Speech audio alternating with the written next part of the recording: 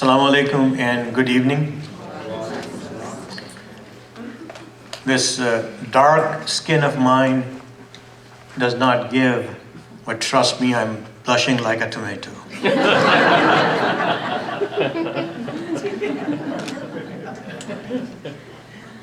I really like to thank everyone here this evening, about 150 people or so. It took the time in this weather, a Saturday evening, leaving their entertainments behind, to be here in a book review or a book launch gathering, which is usually very boring. You know, people read and you have to suppose, you listen in. And so you have to be interested in the topic, in the book, to be here, or at least have some little feeling for the author to honor me and be here. So I really appreciate that. So I would really like everyone to give a good round of applause for yourselves.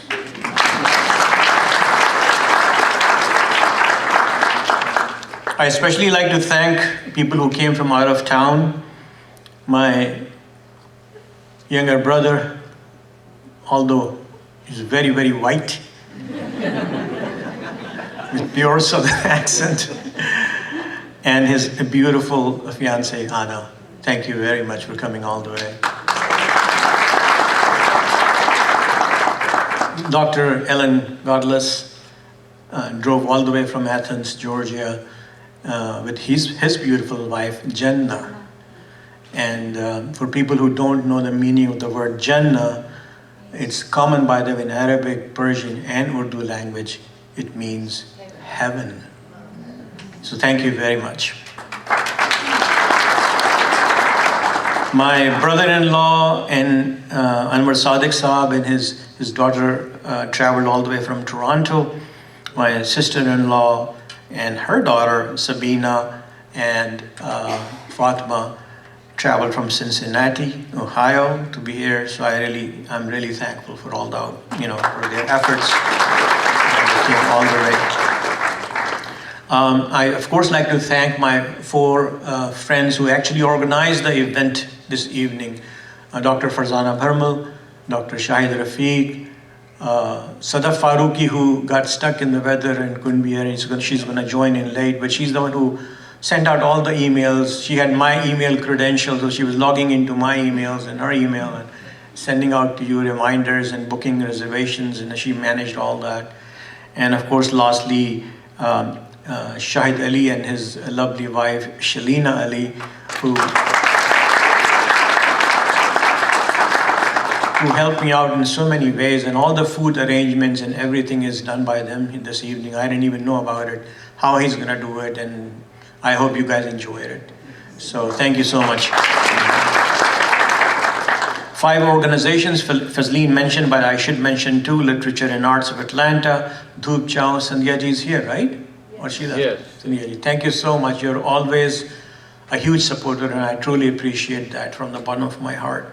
Aligarh Alumni Association of Atlanta, Bazmi Adab, and of course, Georgia Apna. I saw Salman Ashfaq earlier, so I'm sure he's here, and other members of the organization are present too. So I truly appreciate that. And there are a few people who were very important for me when I was writing the book. They were my guides. I was sharing my ideas, my text with them, and they were a huge help for me.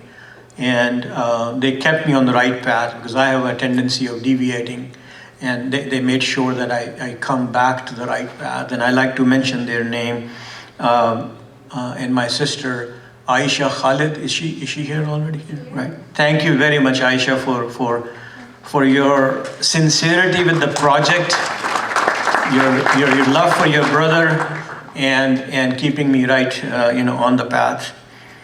Inam, of course, she was a big, huge help, with lots of experience behind, with her wisdom, guidance. So she was a huge help.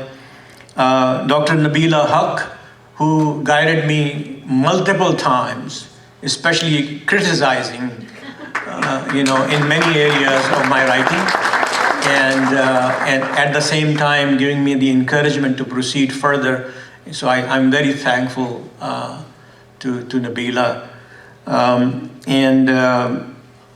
Although I met this gentleman not too long ago, but his interest in my project and constant guidance also helped me a whole lot was Ali Mirza Bhai. He's sitting here too, and he was always sending me information and guiding me through. And lastly, of course, my wife, Zara Inamullah, who was my guide also at many occasions.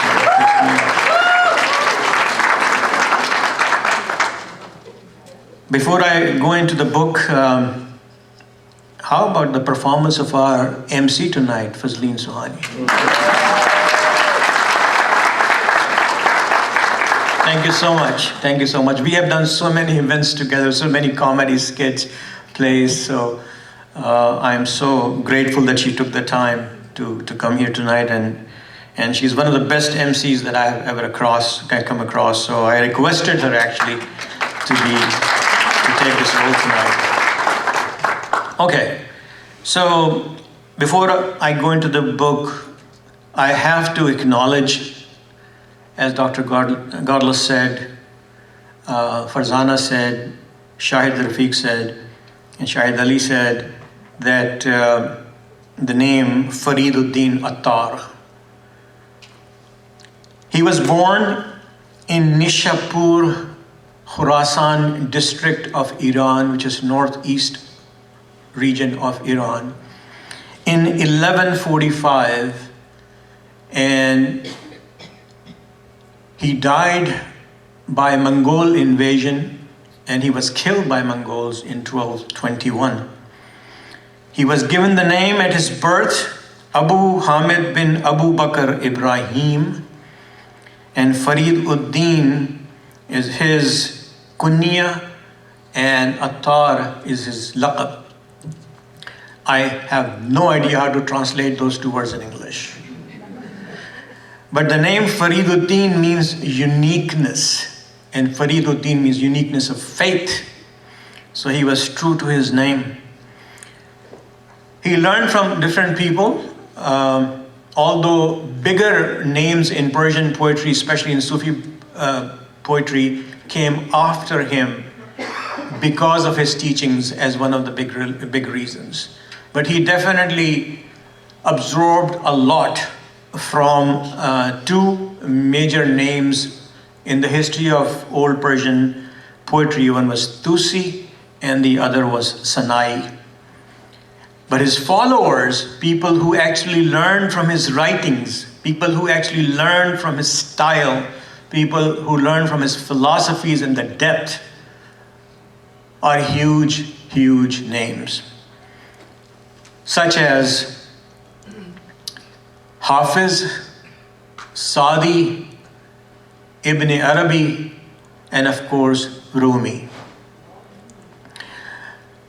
Fariduddin, a lot of his work was burnt when Mongols invaded, what he wrote towards the end of his life. But 21 of his books were saved, as per the historians that are affiliated with him. And they're all masterpieces. They're all masterpieces.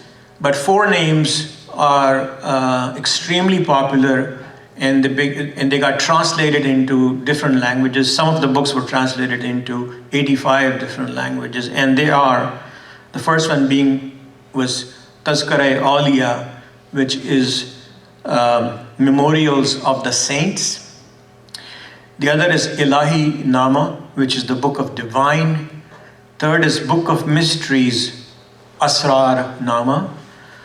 This book, by the way, I'm gonna put insert a little story in here, is that when Rumi was 10 years old and they were running away to save their lives with his father, they stopped in Nishapur, going from west to east, and stayed at the house of Attar.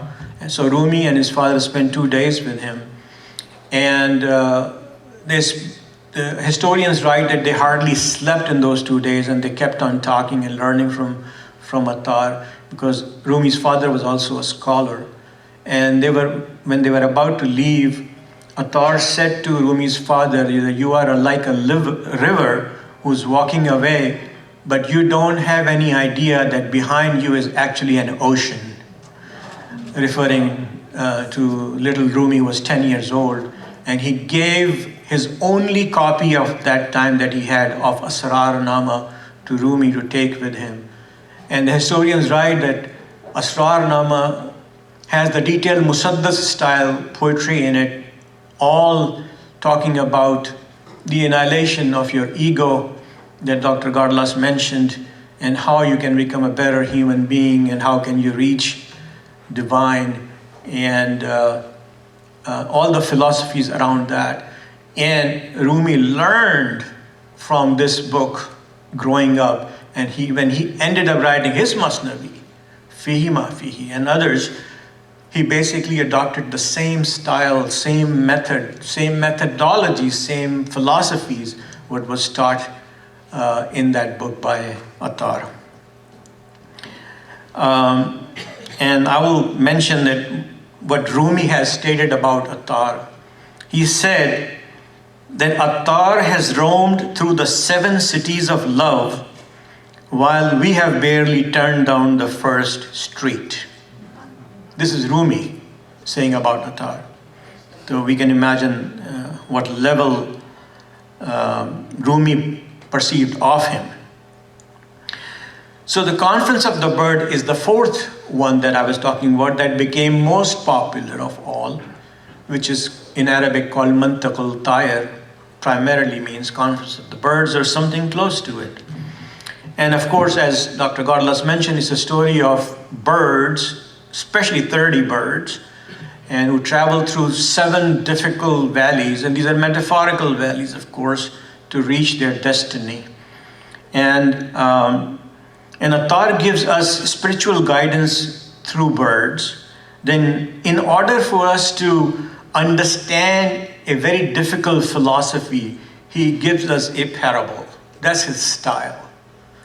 And through these parables, he teaches us so that a common person can understand the message behind a complicated philosophy. These parables, believe it or not, some are erotic, some are funny, some are very strange, and some are extremely harsh.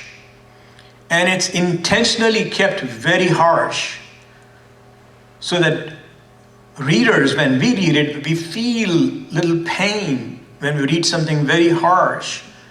But the idea is that when we go through this harsh suggestions or parables, we leave our ego aside if we can move forward. So if we move forward, that means we left our egos aside, and that clears us from inside. It's an inner cleansing process. And that's intentionally done that way. My friend Shole Wolpe gave a very good example, so I'm going to repeat the same thing. He says that Attar's teaching is like that we are all moving towards an ocean, a great ocean. Everyone is moving towards a great ocean, and you can call that ocean whatever you like. We can call it Allah, we can call it God, we can call it Vishnu, Shiva, we can call it Dios, we can call it nature, we can call it any other name that we believe in. But the bottom line is that we don't have an option. We are all moving towards that destiny. And Shola says that a person cleanses himself or herself through the process that Attar teaches and reaches the ocean in the form of a pure drop of water. And when that pure drop of water gets mixed with the ocean says, welcome. Ocean recognizes the water as part of it. The water recognizes ocean as a family member. They join together, they become one. And that's the concept that he's trying to portray, that we are all one. It's the concept of unity. And that drop of water mixes with the ocean, swims with the ocean all over the universe. The other person who stops in the way, moving or going towards the destiny, and looks at others and judges other people, tells people that they are wrong, and does not go through the process of cleaning himself or herself, and looks at others more so than looking inside of himself or herself, also reaches to the ocean, and ocean says, welcome. But that person is in the form of a pebble, not in the form of a water drop. Inam, are you talking about me? I'm talking about myself. And that pebble drops in the ocean and goes straight to the bottom of the ocean, never to be mixed with the water of the ocean, and it will stay there until the eternity. So that's the two differences that Athar tries to explain in 4,600 verses long Mantiqul Tayr, that how should we go through a cleansing process and what is our destiny, that we should reach the destination in the form of a pure drop of water.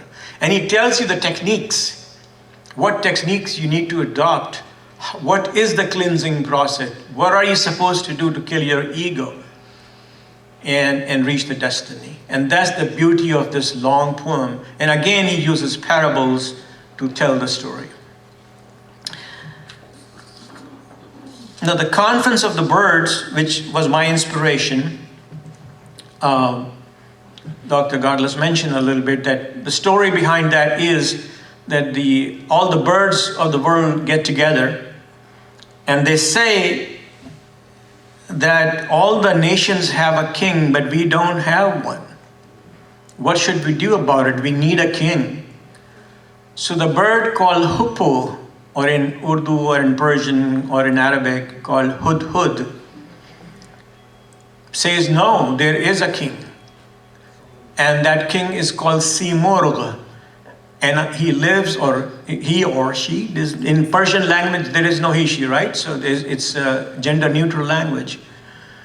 So it says, for the sake of discussion, I'm going to use the word he. I'm not trying to say anything else. So don't get me to trouble. Nabila, please. So he says that he lives in this Koh Qaf, where I know the way to take you. And all the birds say, yes, yes, we want to go. And he starts flying and they start following. And they reach the first valley. They have to cross 7 valleys.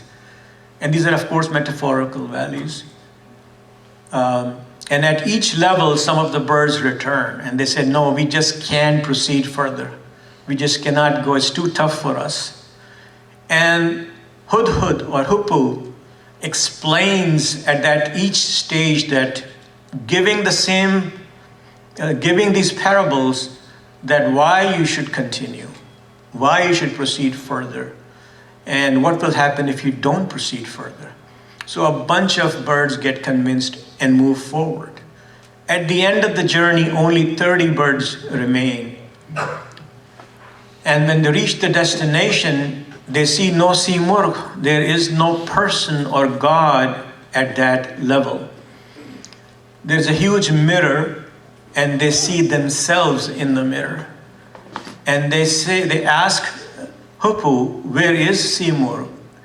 And he says, look closely in the mirror. You are part of the divine, and divine is part of you. And it's a double, play of the words. Of course, in Persian, Dr. Godless mentioned that Si means 30 and Murg means bird. So the Hudhud knew that only 30 birds will survive and get to the end. And that's why the word Simurgh. So that's... And the 7 valleys that he crosses, that I have also used in my novel, is the valley of quest, valley of love, value of understanding, value of detachment, value of unity, value of bewilderment, and the value of annihilation. So as we say in Arabic, fanafillah, so is the end of when you basically don't, you destroy yourself, you're willing to destroy yourself for the sake of getting mixed with the divine. That's the stage that he's trying to teach. So what I did was, Farzana in the beginning mentioned that how it all started, and she was a little philosophical, so maybe some people may not have gotten the message. But in simple words, I had a knee surgery done about a little over 2 years ago. Surgery was done perfectly fine, but unfortunately I developed blood clots in my leg, and it was very, very painful for a long period of time, and I had to keep my leg elevated. And in that pain, I saw a book that, if I remember correctly, Dr. Shahid Rafiq gifted me. I'm not sure who, but I think you did it. It's a very fancy printed book called, that book is called Canticle of the Birds, not the Conference of the Birds. It was sitting there, and I said, I'd never read this book. I don't even know who gave me that, so I said I should try. So I started reading. It was an English translation of not all the 4,600 verses, but the selected verses. But it had a lot of good images in it, which, being an artist, I admire a whole lot. So I started enjoying the book while I was hurting a whole lot. When I spent a few days reading it in that pain, and I can't tell you how much I enjoy reading that philosophy, the way it was written. So I decided to learn more. And Hina mentioned this, that I retained a professor of Persian language who had a PhD in old Sufi thought. And she was in Europe, and she would give me a class 2 days a week on Zoom, and I learned under her for 6 months just this poem, only to understand the Conference of the Birds. Wow. When I'm done with it, I had no idea what to do with it. I said, if I sit, let's say, with my children and try to discuss this philosophy with them, they will have no idea what I'm talking about. So I said, okay, I don't want to lose all the knowledge that I gained. What should I do with it? So the idea came to my mind was to write a novel in simple terms, simple language, however, utilizing all the ideas that Attar had in his poem, inserted in such a way that people can get the ideas of Attar and also enjoy a novel that relates to us. So there are 3 main characters in the novel. There are 2 youngsters out of New York, Maya and Zach, who are into trekking, hiking, and they decide to go to Atlas Mountains, which incidentally has 7 peaks also, and trek that. And they have a guide named Ali Ansari, Professor Ali Ansari, who is the leader of the group leading them. And there is a bunch of youngsters who are going for this trekking. And of course, at each level, they face difficulties, and a bunch of them return. And Professor Ali Ansari uses the same parables that Attar has used in the Conference of the Birds to convince them to move forward. And large group of people continue and continue and continue. And the character of the book, Zach and Maya, they reach the final destination after crossing all the 7 valleys by getting the energy, by getting the motivation from the parables that Professor Ali Ansari was sharing with them, which originated in the Conference of the Birds. And when they reach the destination, of course, they are transformed. They are different human beings. They have learned the lessons that the book is trying to teach them. So this is basically what my novel is all about. This is the story that you will read if you decide to read the book.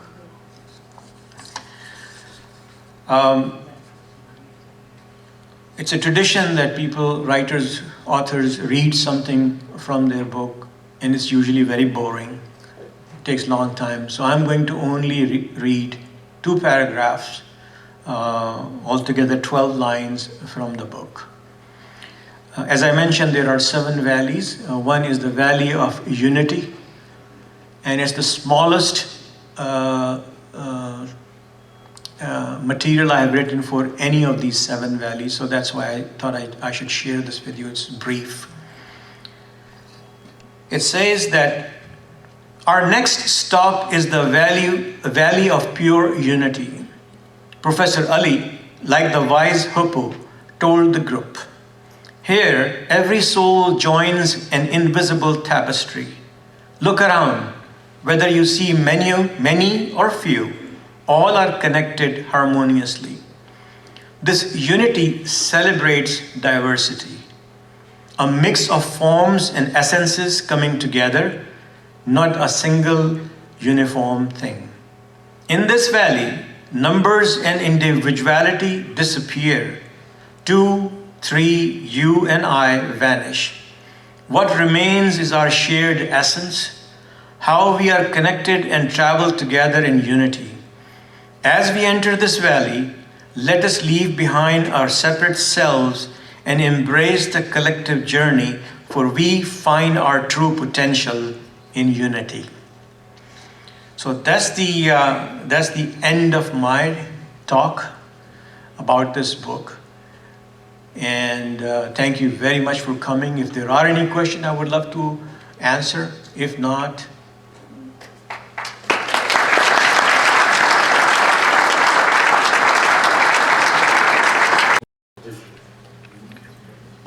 and my question is, what is your opinion about mysticism or Sufism in the West? Is it exclusive to Islamic Sufism, or is there a wider understanding of that? So the question is that, do I see Sufism suitable for the Western societies, if you may? And it's an absolutely an excellent question, because I also often thought about it before writing the book, actually, whether I should or not. And because the answer was yes in my mind, that's why I proceeded writing the book. And I'm going to say that Sufism's focus on personal spiritual experience aligns with the Western's growing interest in mindfulness, in meditation, in seeking inner self. Mindfulness, for example, is considered to be the #1 topic currently in the US that is being discussed or the books have been written about. And Sufism addresses exactly that. It is our unfortunate situation, there aren't that many writers or speakers available who can go out and talk about it. Why yoga has become so popular, meditation techniques have become so popular, is because these techniques were properly introduced to the Western societies, and they have become a norm in America. Now every household has a yoga, every household is talking about meditation. And I believe personally that Sufism has methods and procedures, if not superior, then at least equal to the level of yoga, that can teach you, or that can connect you with your source of power. And I think, and if I'm not mistaken, Rumi is the most read poet in the West, #1. And the reason is that there is a spiritual quest, there is a reason for spirituality connection in the West more so than the East. And that's the reason why people seek out to read stuff that's easy to understand, and that's why Rumi is read so much. And I think if the same concept that Attar has expressed in there are multiple writers in this area, are properly organized and properly conveyed to the public, it will have a huge attraction actually in the West. Sure. Thank you. Thank you very much for your coming. Whenever you are my lucky charm, sir. Whenever you are here, I feel happy, and then the mehfil is always successful. Mashallah, mashallah. My brother who was talking about thick accent, I guess he doesn't know where he's sitting, who he's talking to.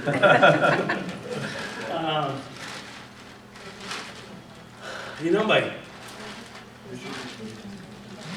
I don't even know how to kind of pose this question. Please.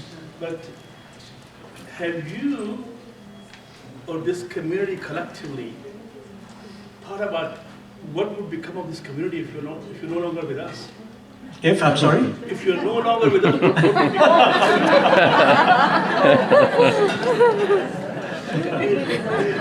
Shadi, you're too kind. No. You're too kind. No, I'm not. Look, there are certain people, whether it's in a family, organization, or community. Rahim, please आगे जाके बोलो आवाज नहीं आ रही सबको आज से take a bite. No, and this is from the bottom of my heart, and I think about this every time I see you or I come to one of your programs. Take a bite. Take a bite. Oh my God. Since you're saying good things about me, I'm going to give you the mic.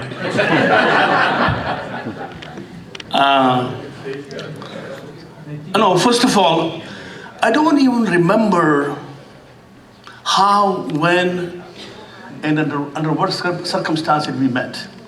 But since we have met, my love for you increases every time, we interact with each other. And I've been saying this, I think in your last function I said the same thing, that I don't know what this Pakistani Muslim community would do without Inam bhai. Because I feel like he's our soul, okay? And if there's no soul in the body, and the body exists, but what's the purpose? And my question to you is that, have you worked on giving us a replacement soul? God forbid you're not here.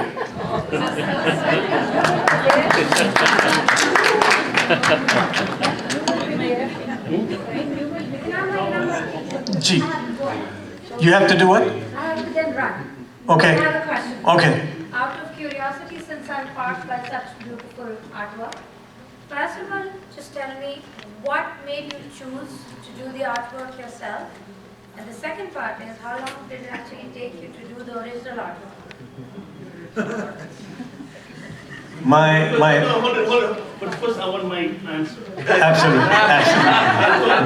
And the reason I'm going to answer Shaji's question or comment first is because he was praising me. Okay, so I'm just watching for you.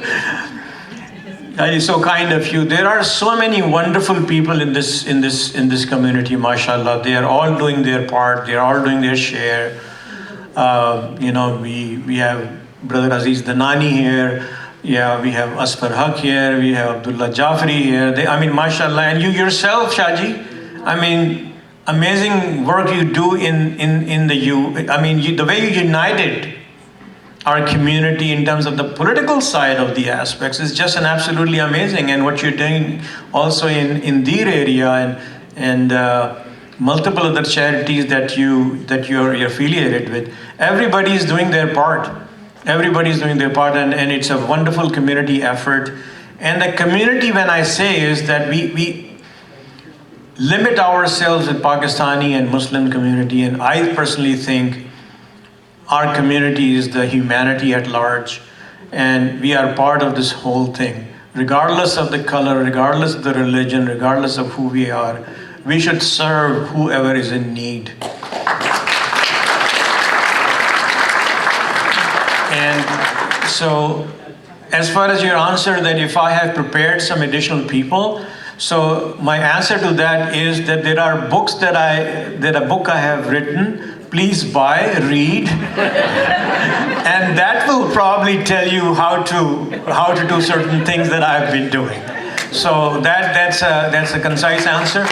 And I'm coming to you, Dr. Lodi. I'm definitely coming to you since she has to leave, Annie. Your question was that the painting, why I did this painting and how long it took. As far as how long it took, my art teacher told me, is anybody asked you a question, how long it took you to do a painting, your answer should be a lifetime.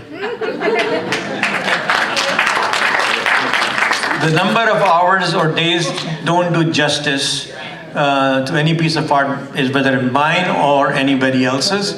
The second part of your question was that why I did what I did, because I wanted to stay true to the story that inspired me, which was the story of the birds.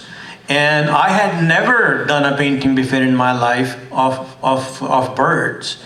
And hudhud had to be included, hoopoe, in the painting. And whatever I thought the discussion of the birds could have, in my mind, an imaginary scene of the birds in discussion, that's what I ended up painting. Actually, I didn't start with any fixed ideas. I just ended up with it. So that's how it happened. Dr. Lodi, you had it. I forwarded the email that you sent to us about your book, and one of my friends asked me, I decided to give this book to a 20-year-old boy. Is there anything that I need to be concerned of? Is it beyond the boundary of Islamic rules and regulations? So, to the best of my knowledge, that is not the case. And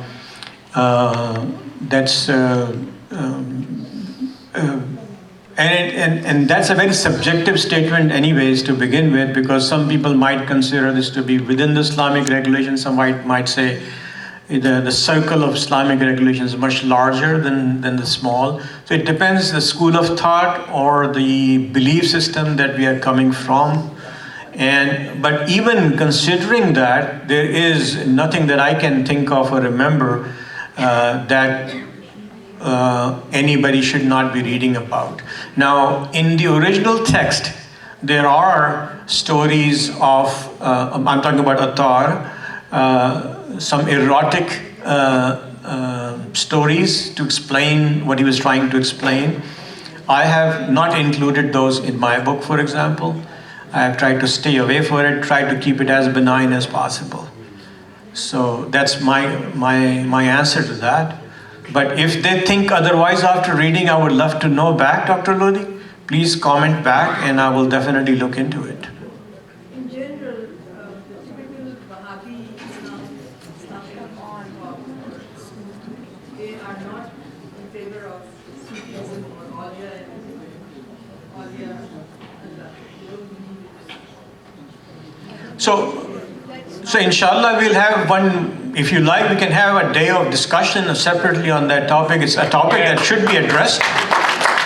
That's a topic that should be addressed. I agree with you. And inshallah we'll have a session on that day. Today we heard a lot of praise for Inam. Now let me say something different. Zareen, as you know, Zareen is Inam's wife. So I asked Zareen, is there anything Inam is not capable of doing? So without taking a breath, she said, yes, he is not capable of listening to me.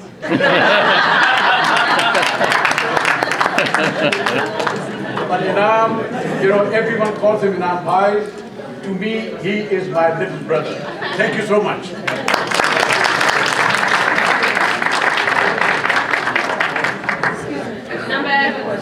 Gigi, please. To read and understand. So if you read the first elementary, simple explanation, then go and read the advanced.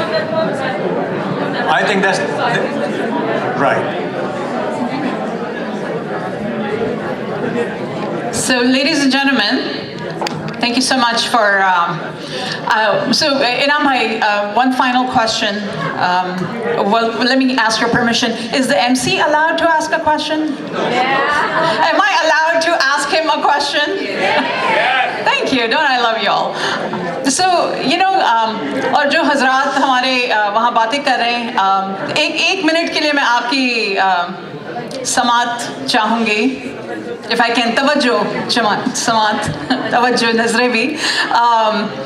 I'm about to ask a question that might interest a lot of you because there was some discussion around कि इनाम भाई जब खुदा ना खास्ता जब अगर नहीं होंगे अराउंड तो क्या होगा और वाकई हमारा क्या होगा. But उससे भी पहले I think a good question to ask is कि ये जो हरफन मौला हैं ये क्या नहीं कर सकते. ज़रिए आपा की बातों को ना सुनने के अलावा क्या है जो ये नहीं कर सकते और क्या है जो इन्होंने नहीं करके एटलांटा को हम सबको दिया. He's a brilliant writer. Would we all agree? He is a wonderful poet. He is an artist par excellence, as we have witnessed. He writes. He is a phenomenal speaker with those good looks that he has. As in one of the plays, you know, he was referred to as dark chocolate. if those of you that remember, you know, Wahid Murad, the actor from Pakistan, was called the chocolate hero. So this young lady said, अगर आप पाकिस्तान में होते और actor होते तो आपको हम क्या कहते? So he said, बेसाख्ता, dark chocolate. So my question to you, Inam bhai, is कि आपने जो इतना खजाना हम सब नाचीज़ों के लिए बनाया, हमें इसका हिस्सा भी बनाया, we get to experience it in so many different capacities. My very genuine question, a serious question is, how do you do everything like this? And he's also a puppeteer. We have met the puppeteer many a times in different settings. So how does one do so much? Please.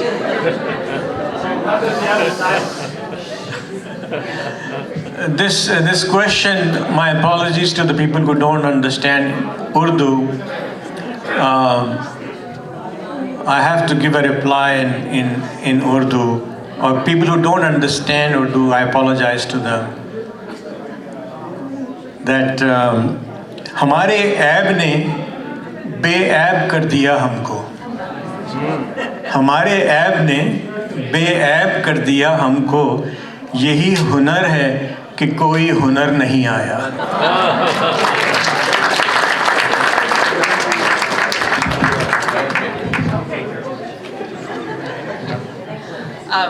With that, ladies and gentlemen, you guys have been phenomenal. Let's all collectively give a big round of applause to the gift that we have in Muhammad Inamullah. I'm so delighted to share with all of you that all the G-clays are now sold out. All the canvas prints are now sold out. We are heading for the namaz, but as you make your way out or to the prayer room, if you would like to purchase copies, we have soft print. We have the hard copies and the soft prints. So please make your way there and purchase a copy and get it signed by Muhammad Inamullah.